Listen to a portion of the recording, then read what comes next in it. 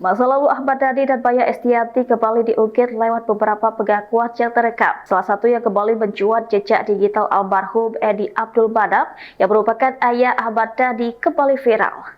Sosok kakek dari Al Eldul ini ternyata memiliki pandangan tersendiri mengenai konflik rumah tangga putranya di masa lalu.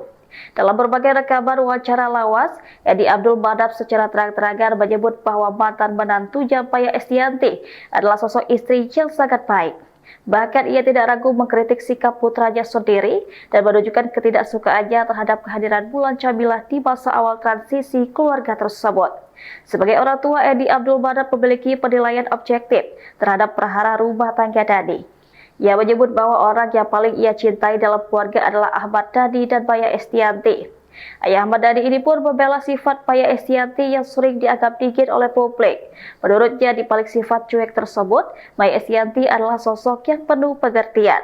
Sebaliknya, ia justru menegur Dhani yang dianggapnya sering berkata kasar kepada istrinya saat itu. Abdul Manap juga menyinggung soal Mulan Jameela yang selalu ingin diakui sebagai istri Ahmad Dhani. Ia pun mengaku tidak suka dengan sikap Mulan yang malah menjatuhkan menantu kesayangannya. Sebab menurut dia istri Ahmad Dhani yang sesungguhnya adalah Maya. Bahkan menurut Abdul Manap, Mulan sangat kalah jauh dengan Maya dari segi apapun.